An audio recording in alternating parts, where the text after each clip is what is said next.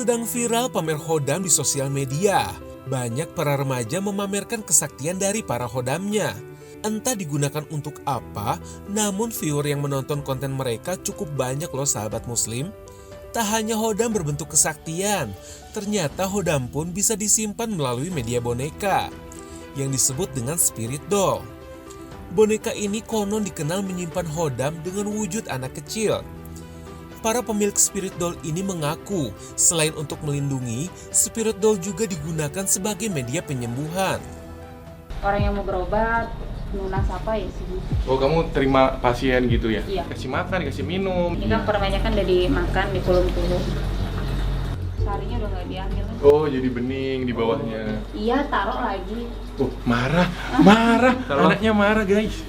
Bicara mengenai hodam, kira-kira apakah Rasulullah memilikinya? Jawabannya tentu saja tidak. Namun Rasulullah memang memiliki korin atau jin pendamping di dalam dirinya. Namun atas izin Allah, korin milik Rasulullah telah ditaklukkan dan telah memeluk agama Islam.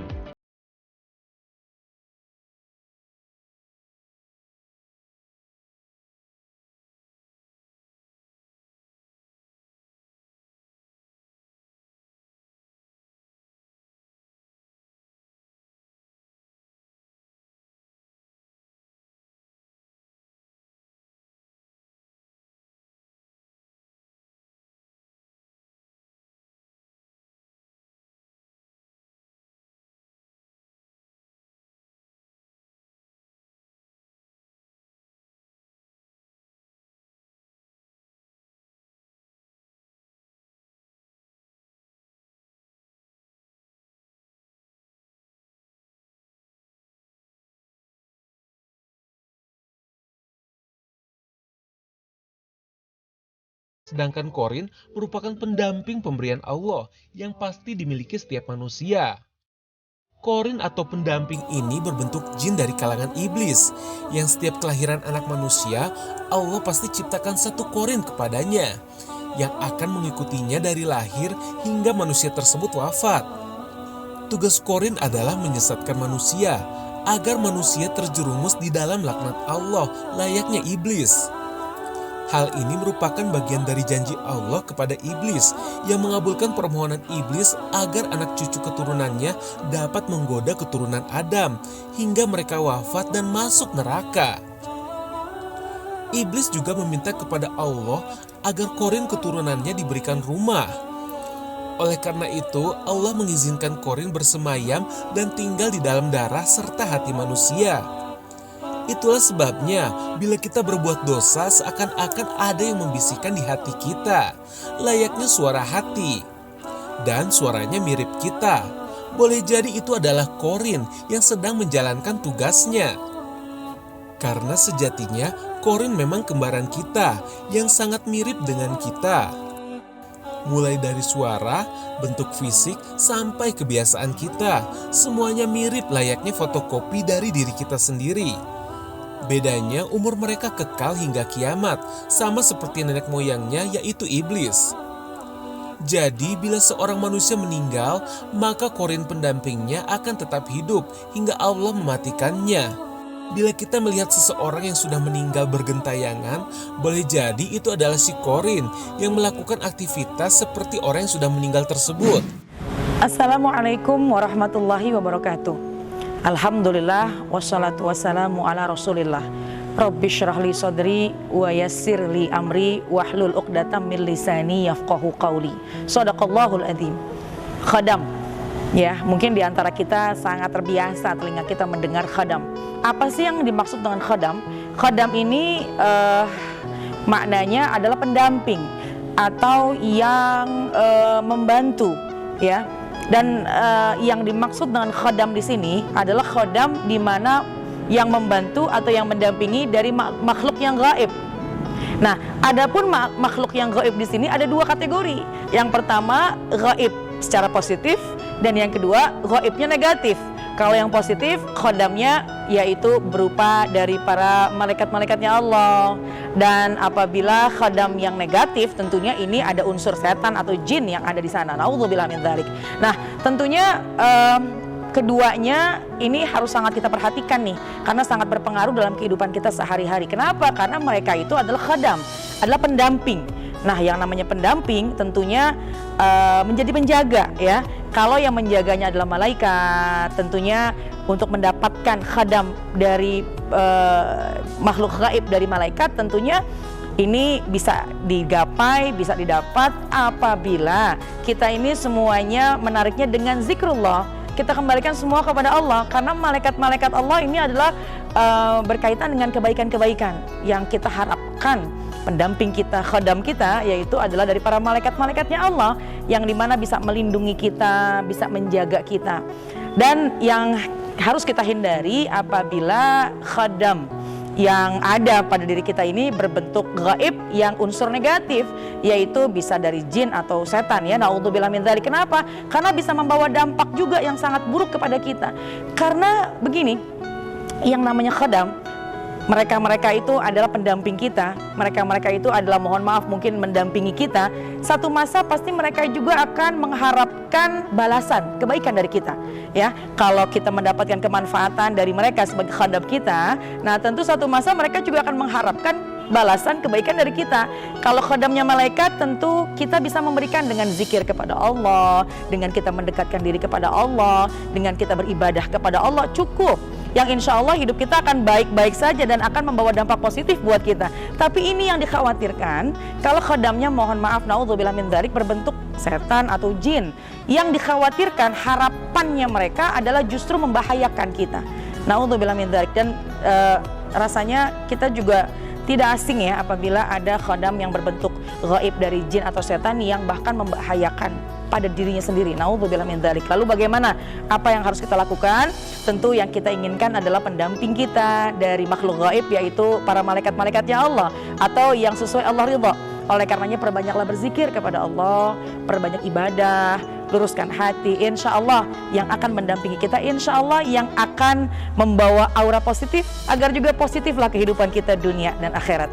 Dan jauhilah yang namanya perbuatan-perbuatan yang dimurka oleh Allah. Khawatirnya yang mendampingi kita juga mendatangkan aura-aura yang negatif. Naudzubillah min dzalik. Mudah-mudahan kita bisa mendapat hikmah dari semuanya. Assalamualaikum warahmatullahi wabarakatuh.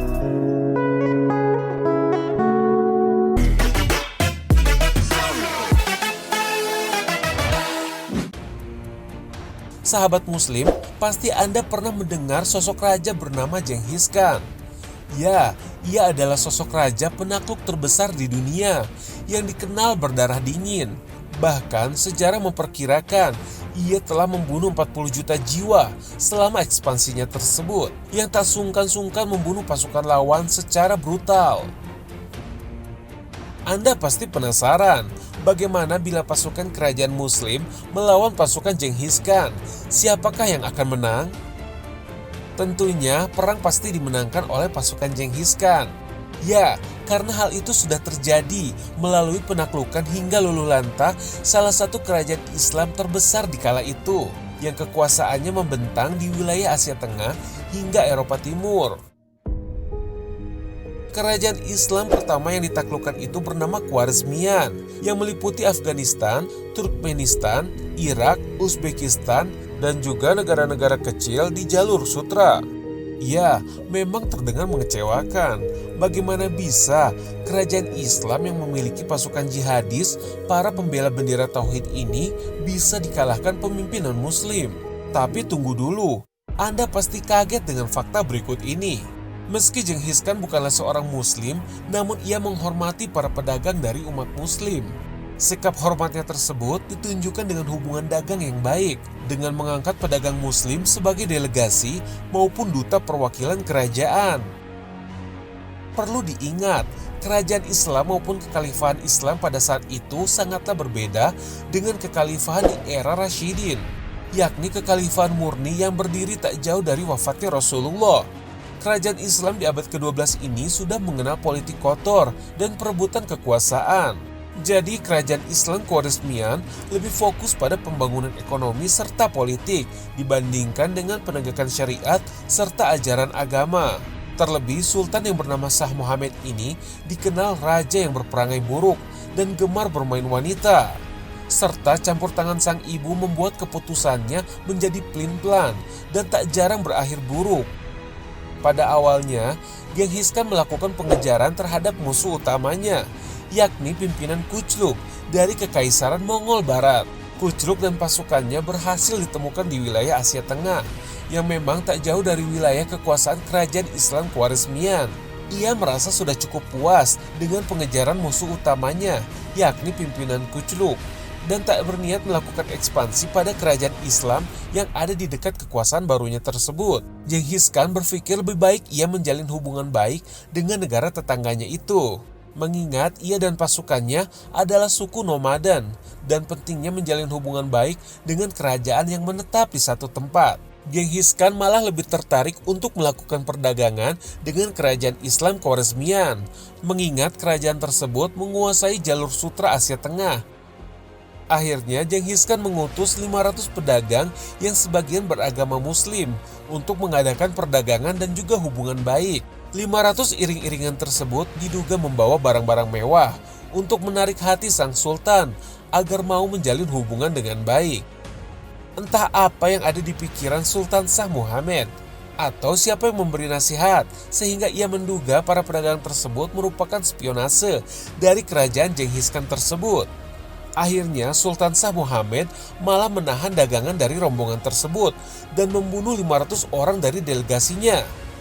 Namun ada satu pedagang yang berhasil menyelamatkan diri dan melaporkan hal tersebut pada Genghis Khan.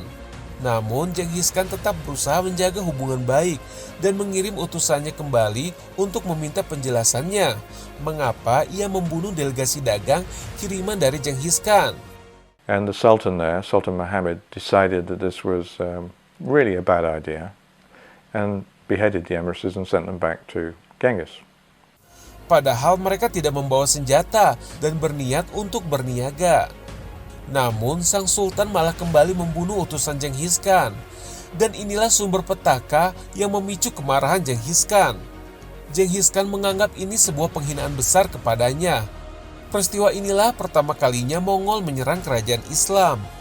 Akhirnya Genghis Khan membawa pasukannya sebanyak 200.000 orang untuk menyerang kerajaan Khwarezmian yang memiliki pasukan lebih banyak, sekitar 400.000 pasukan.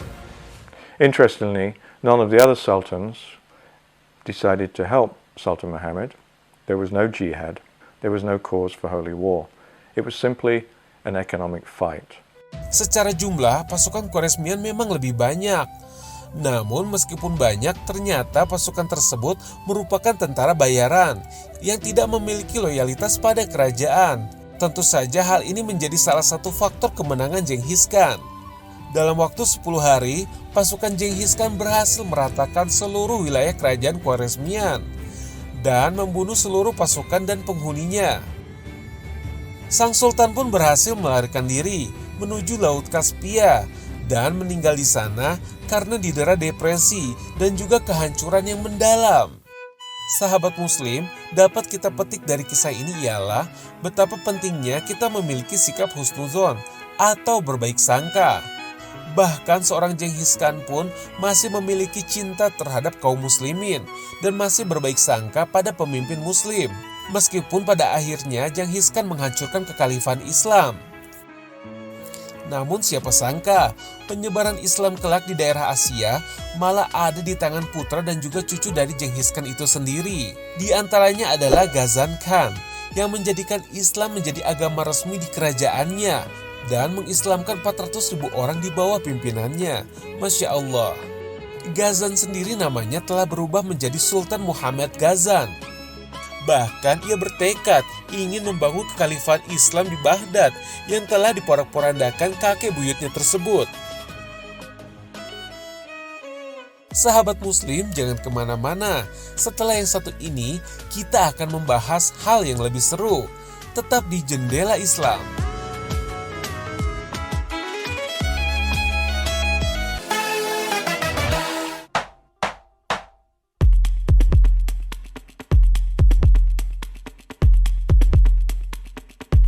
Sawadika, Jilacia Sri Mukhonawiin from Thailand. Sahabat muslim, bagaimana menurut Anda? Apakah mereka cantik? Tapi mohon maaf, membuat sebagian dari Anda menjadi kecewa. Mereka adalah transgender atau transformasi gender, yakni seorang pria yang merubah dirinya menjadi wanita melalui serangkaian operasi medis yang merubah seluruh bentuk fisiknya, mulai dari wajah hingga organ intim. Untuk operasi transgender sendiri, biayanya sungguhlah fantastis. Setidaknya ada 3 tahap operasi yang harus dilalui untuk menjadi transgender. Yang pertama adalah operasi wajah. Operasi ini dilakukan untuk mendapatkan bentuk wajah feminim melalui 12 tahap bedah dengan biaya total 9,8 miliar. Selain itu ada pula operasi implan dan perubahan anggota tubuh intim lainnya yang mencapai 900 juta. Sehingga bila ditotal, harga dari keseluruhan tahap operasi ini ialah 10,7 miliar. Wah, luar biasa besar ya sahabat muslim. Tak hanya kaum pria, kini para wanita pun dapat melakukan perubahan pada dirinya. Bahkan menumbuhkan jenggot dan otot dapat dilakukan melalui suntik hormon testosteron. I might get my first T-shot tomorrow. 1 month on testosterone. My name is Ryan Flores. Hello everyone, it's Ryan. And this is my voice, 6 months. What's up everyone, it's Ryan here. My name is Ryan Jacobs Flores. How's it going everyone? Kebanyakan dari para pelaku transgender mengakui bahwa alasan mereka merubah tampilan fisik mereka dikarenakan mereka merasa jiwanya terjebak di dalam tubuh yang salah. Padahal Allah tak mungkin salah meniupkan ruh pada tubuh manusia. Bahkan Allah saja melarang kita menggunakan rambut palsu tambahan atau extension hair. Apapun alasannya, Allah sangat melarang pria berpenampilan wanita. Begitu pula sebaliknya. Apakah Anda penasaran bagaimana sikap Rasulullah terhadap golongan transpuan atau banci? Diriwayatkan hadis Bukhari, suatu ketika Nabi tidak di rumah dan datanglah seorang banci masuk ke dalam rumah dan menemui istri-istri beliau. Pria kemayu ini bernama Hid. Ia sering datang meminta makanan ke rumah Rasulullah.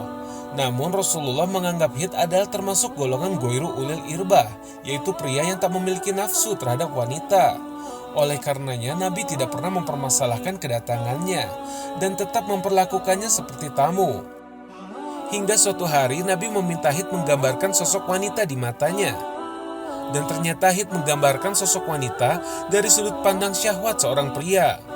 Maka semenjak itu Nabi memerintahkan istri-istrinya mengenakan hijab dan melarang Hid memasuki rumah beliau untuk seterusnya. Artinya seorang banci memiliki fitrah sebagai laki-laki. Dan kapanpun bisa menjadi normal jika memang ia berniat meninggalkan keburukan. Dan tidak ada istilah jiwa yang terjebak di dalam tubuh yang salah. Jadi boleh-boleh aja ketika seorang pria misalnya suka nih dengan kebiasaan wanita gitu ya. Kebiasaan ya, atau misalnya suka dengan hobinya yang biasa dilakukan oleh perempuan, misalnya itu boleh-boleh aja. Atau sebaliknya, perempuan suka dengan hobinya laki-laki, mungkin yang lebih suka dengan mobil misalnya, itu kan sebuah kebiasaan atau sebuah hobi. Itu boleh-boleh saja. Yang harus kita pahami bahwasannya ada batasan-batasan yang harus kita ingat ya, yang dimana semua yang sudah Allah berikan kepada kita itu semuanya jangan dirubah lagi. Ini namanya mutaghayyir li khalqillah, merubah ciptaan Allah, ini yang dilaknat oleh Allah Subhanahu wa ta'ala. Na'udzubillah min dzalik. Nah, yang membingungkan adalah sesungguhnya apabila ketika seseorang tersebut meninggal dunia atau misalnya ketika sholat 5 waktu, ya bagaimana nih hukumnya? Nah, tentunya kita semua kembalikan ke asal, dimana mohon maaf ketika seorang wanita lahir dan memang kodratnya adalah seorang wanita, tapi kenapa ya kecenderungannya kepada kecenderungannya kepada kebiasaan laki-laki misalnya. Nah itu harus dibatasin tuh, jangan sampai kelewatan batas yang akhirnya merubah ciptaan Allah. Nah ketika sampai dengan masa dia sholat, kemudian dia meninggal dunia misalnya, dan ada kewajiban-kewajiban yang harus dilakukan, tentunya seperti dimandikan, dikafankan ya. Nah, yang memandikan ini bagaimana hukumnya? Nah, tentu yang memandikannya adalah hukumnya seperti dengan aslinya. Ketika misalnya dia dilahirkan laki-laki, sudah merubah semuanya, bentuknya seperti perempuan, tapi kan hukum aslinya memang dia adalah sebagai laki-laki. Otomatis ketika yang memandikan jenazah ketika dia meninggal dunia, maka dia pun juga sebagai laki-laki. Yuk, jangan kita mudah untuk merubah bagaimana yang sudah Allah berikan kepada kita. Pastilah pemberian Allah itu sudah pasti yang terbaik buat kita. Mudah-mudahan kita bisa menjaganya dan bisa menghindari fitnah-fitnah di akhir zaman. Assalamualaikum warahmatullahi wabarakatuh. Sahabat Muslim, terima kasih telah setia menyaksikan Jendela Islam dari awal hingga akhir. Saksikan kembali Jendela Islam minggu depan hanya di TV One. Wassalamualaikum warahmatullahi wabarakatuh.